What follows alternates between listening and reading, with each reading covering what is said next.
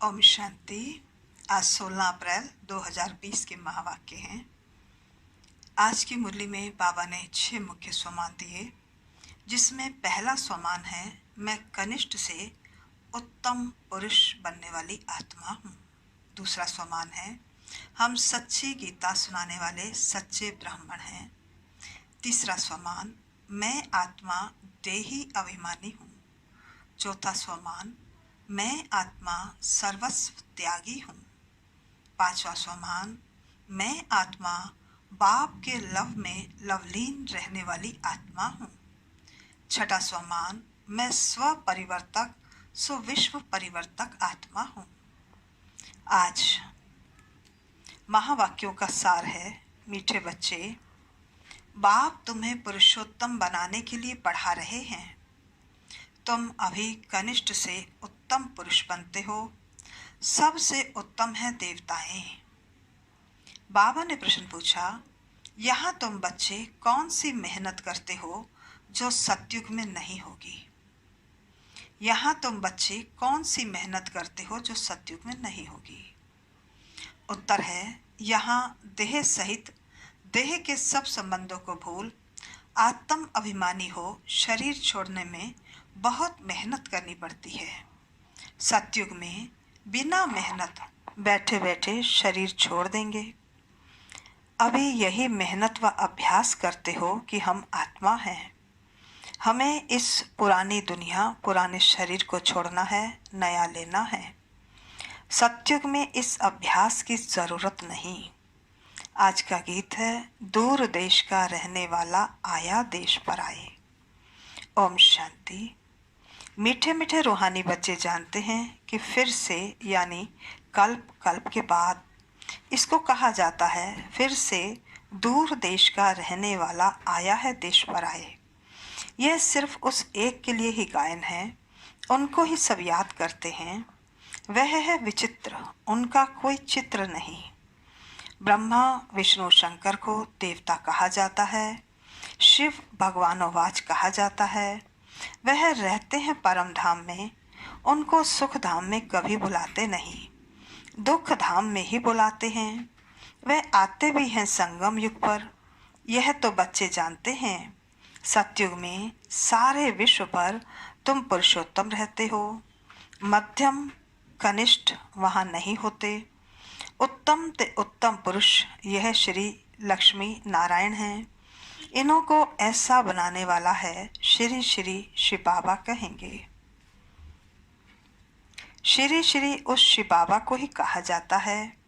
आजकल तो सन्यासी आदि भी अपने को श्री श्री कह देते हैं, तो बाप ही आकर इस सृष्टि को पुरुषोत्तम बनाते हैं। सतयुग में सारी सृष्टि में उत्तम ते उत्तम पुरुष रहते हैं। उत्तम ते उत्तम और कनिष्ठ से कनिष्ठ का फर्क इस समय तुम समझते हो। कनिष्ठ मनुष्य अपनी निचाई दिखाते हैं। अभी तुम समझते हो हम क्या थे। अब फिर से हम स्वर्गवासी पुरुषोत्तम बन रहे हैं। यह है ही संगम युग। तुमको खात्री है कि यह पुरानी दुनिया नई बननी है। पुरानी सो नई, नई सो पुरानी जरूर बनती है। नई को सतयुग और पुरानी को कलयुग कहा जाता है। बाप है ही सच्चा सोना, सच कहने वाला। उनको तुच्छ कहते हैं, सब कुछ सत्य बताते हैं। यह जो कहते हैं कि ईश्वर सर्वव्यापी है, यह झूठ है। अब बाप कहते हैं, झूठ ना सुनो। Hear no evil, see no evil, talk no evil, think no evil, do no evil. राज विद्या की बात अलग है। वह तो है ही अल्पकाल सुख के लिए।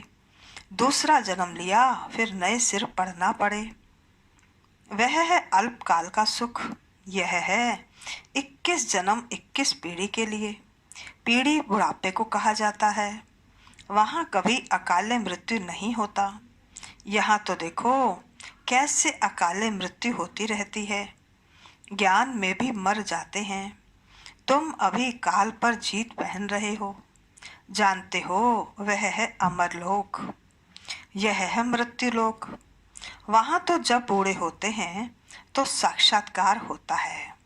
हम ये शरीर छोड़ जाए बच्चा बनेंगे, बुढ़ापा पूरा होगा और शरीर लेंगे। नया शरीर मिले तो वह अच्छा ही है ना। बैठे बैठे खुशी से शरीर छोड़ देते हैं। यहाँ तो उस अवस्था में रहते शरीर छोड़ने के लिए मेहनत लगती है। यहाँ की मेहनत वहाँ फिर कॉमन हो जाती है। यहाँ देह सहित जो कुछ है सबको भूल जाना है, अपने को आत्मा समझना है, इस पुरानी दुनिया को छोड़ना है, नया शरीर लेना है। आत्मा सतो प्रधान थी तो सुंदर शरीर मिला, फिर काम चिता पर बैठने से काले तमो प्रधान हो गए तो शरीर भी सांवरा मिलता है, सुंदर से श्याम बन गए। कृष्ण का नाम तो कृष्ण ही है, फिर उनको श्याम सुंदर क्यों कहते हैं। चित्रों में भी कृष्ण का चित्र सांवरा बना देते हैं, परंतु अर्थ नहीं समझते। अभी तुम समझते हो, सतो प्रधान थे तो सुंदर थे, अभी तमो प्रधान श्याम बने हैं। सतो प्रधान को पुरुषोत्तम कहेंगे, तमो प्रधान को कनिष्ठ कहेंगे। बाप तो एवर प्योर है, वे आते ही हैं हसीन बनाने, मुसाफिर है ना, कल्प कल्प आते हैं। नहीं तो पुरानी दुनिया को नया कौन बनावे। यह तो पतित छीछी दुनिया है, इन बातों को दुनिया में कोई नहीं जानते।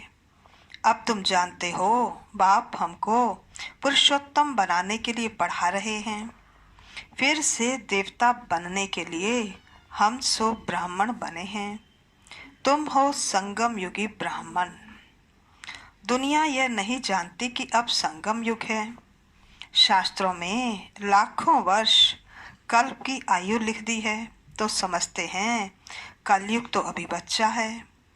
अभी तुम दिल में समझते हो, हम यहाँ आए हैं उत्तम ते उत्तम कलयुगी पतित से सतयुगी पावन मनुष्य से देवता बनने।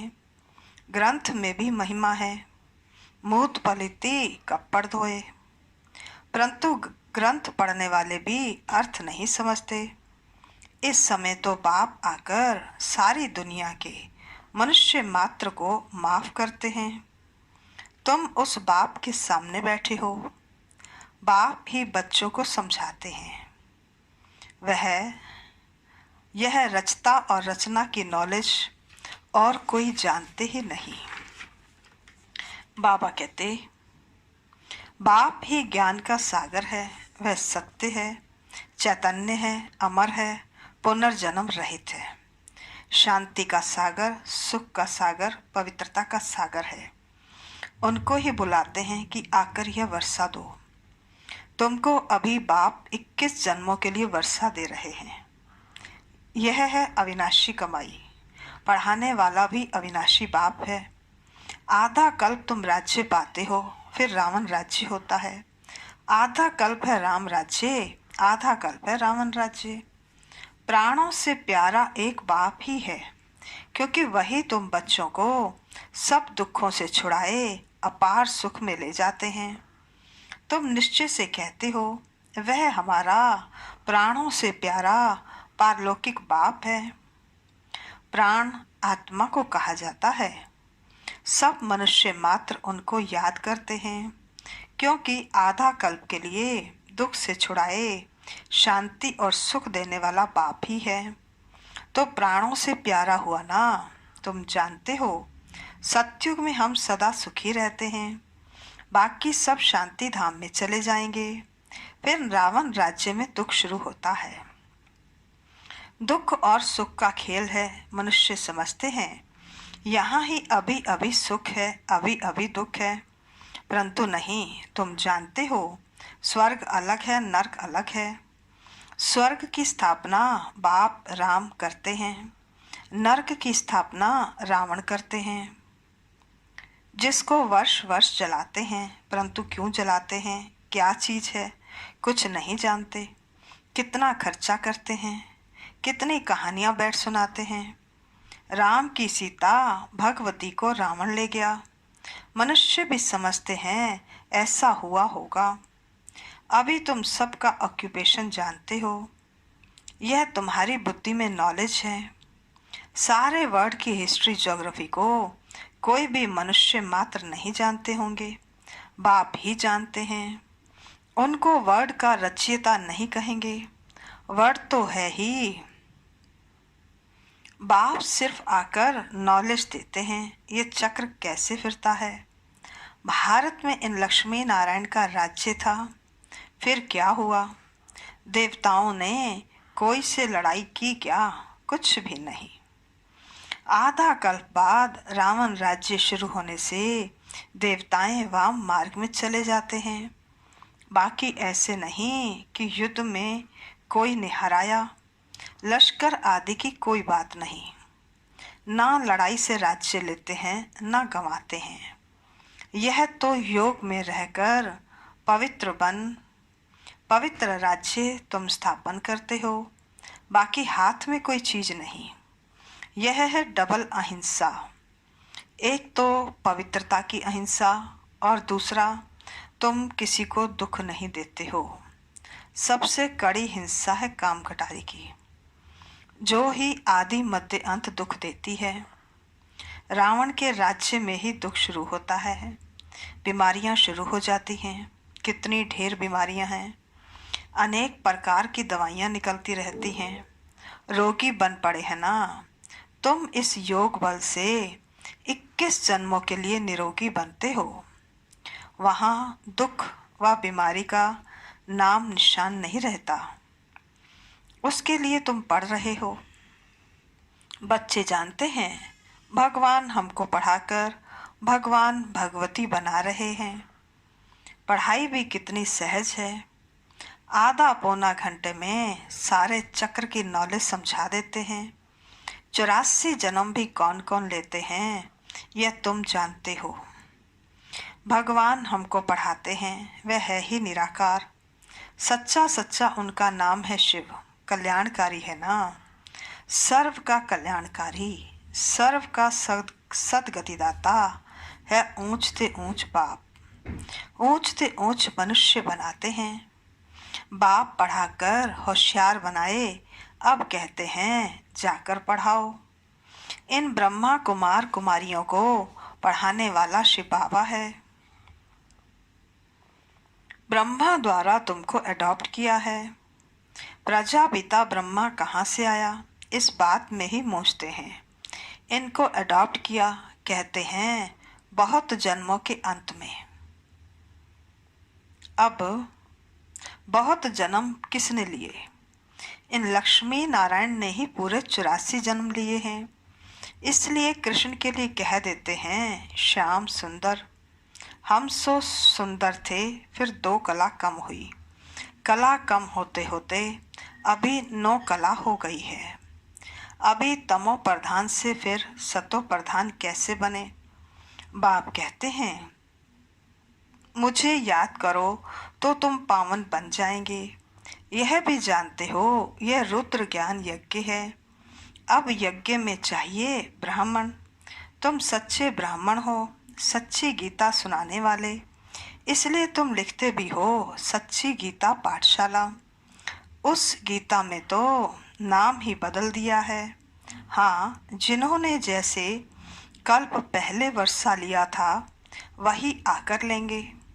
अपने दिल से पूछो, हम पूरा वर्षा ले सकेंगे? मनुष्य शरीर छोड़ते हैं तो खाली हाथ जाते हैं। यह विनाशी कमाई तो साथ में चलनी नहीं है। तुम शरीर छोड़ेंगे हाथ भरतू, क्योंकि 21 जन्मों के लिए तुम अपनी कमाई जमा कर रहे हो। मनुष्यों की तो सारी कमाई मिट्टी में मिल जाएगी। इससे तो हम क्यों ना ट्रांसफ़र कर बाबा को दे देवें। जो बहुत दान करते हैं वह तो दूसरे जन्म में साहूकार बनते हैं। ट्रांसफ़र करते हैं ना। अभी तुम 21 जन्मों के लिए नई दुनिया में ट्रांसफ़र करते हो। तुमको रिटर्न में 21 जन्मों के लिए मिलता है। वह तो 1 जन्म लिए अल्पकाल के लिए ट्रांसफ़र करते हैं। तुम तो ट्रांसफ़र करते हो 21 जन्मों के लिए। बाप तो है ही दाता, ड्रामा में नूंद है ना। जो जितना करते हैं वह पाते हैं, वह इनडायरेक्ट दान पुण्य करते हैं तो अल्पकाल के लिए रिटर्न मिलता है। यह है डायरेक्ट। अभी सब कुछ नई दुनिया में ट्रांसफ़र करना है। इनको यानी ब्रह्मा को देखा, कितनी बहादुरी की। तुम कहते हो सब कुछ ईश्वर ने दिया है, अब बाप कहते हैं ये सब हमको दो, हम तुमको विश्व की बादशाही देते हैं। बाबा ने तो फट से दे दिया, सोचा नहीं, फुल पावर दे दी। हमको विश्व की बादशाही मिलती है। यह नशा चढ़ गया। बच्चों आदि का भी कुछ ख्याल नहीं किया। देने वाला ईश्वर है तो फिर किसी का रिस्पॉन्सिबल थोड़े ही रहें। 21 जन्म के लिए ट्रांसफ़र कैसे करना होता है, इस बाप को देखो, यानी ब्रह्मा बाप को देखो।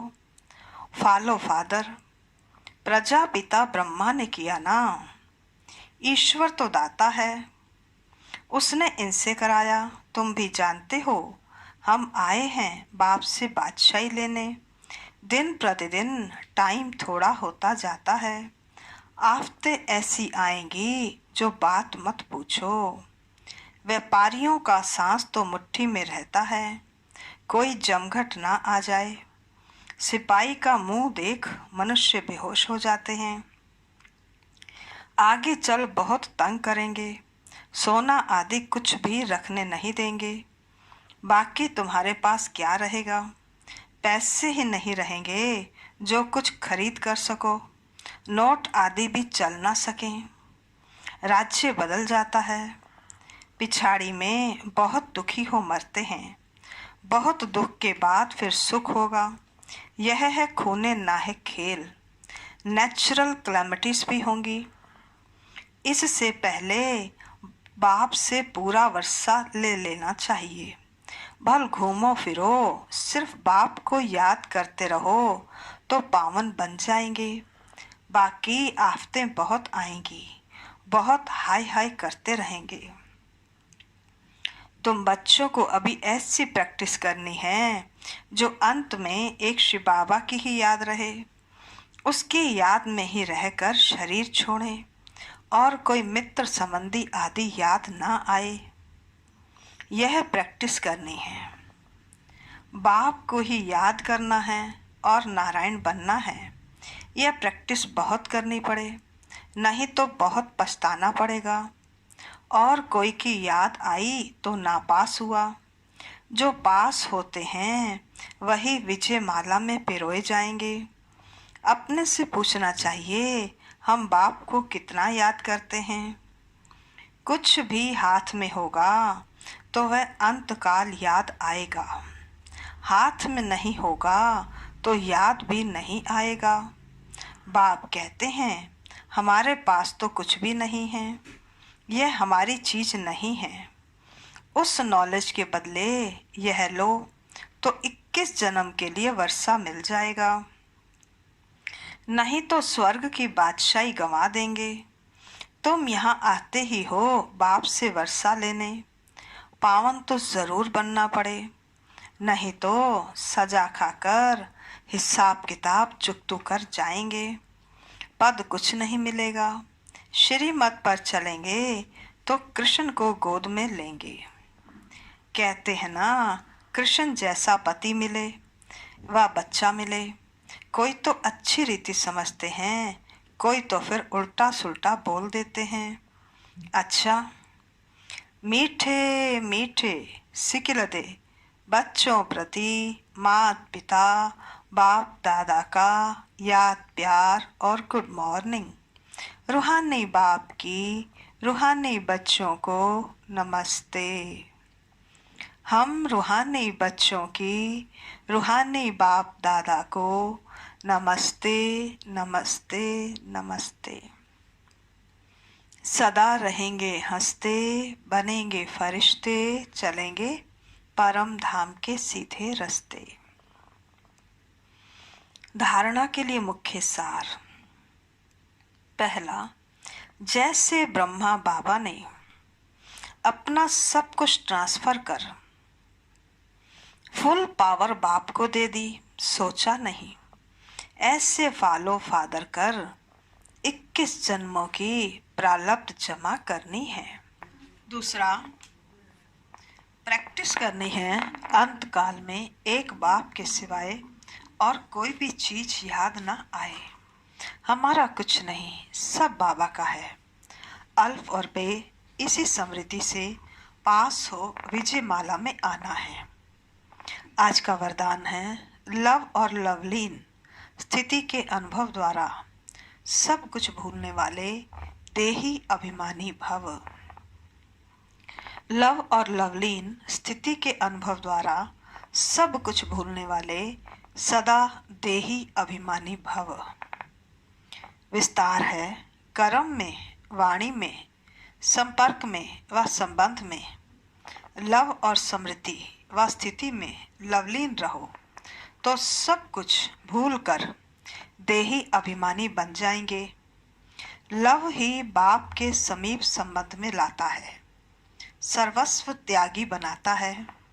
इस लव की विशेषता से व लवलीन स्थिति में रहने से ही सर्व आत्माओं के भाग्य व लक को जगा सकते हो। यह लव ही लक के लॉक की चाबी है, मास्टर की है। इससे कैसे भी दुर्भाग्यशाली आत्मा को भाग्यशाली बना सकते हो। आज का स्लोगन है, स्वयं के परिवर्तन की घड़ी निश्चित करो तो विश्व परिवर्तन स्वतः हो जाएगा। स्वयं के परिवर्तन की घड़ी निश्चित करो तो विश्व परिवर्तन स्वतः हो जाएगा। अच्छा, ओम शांति।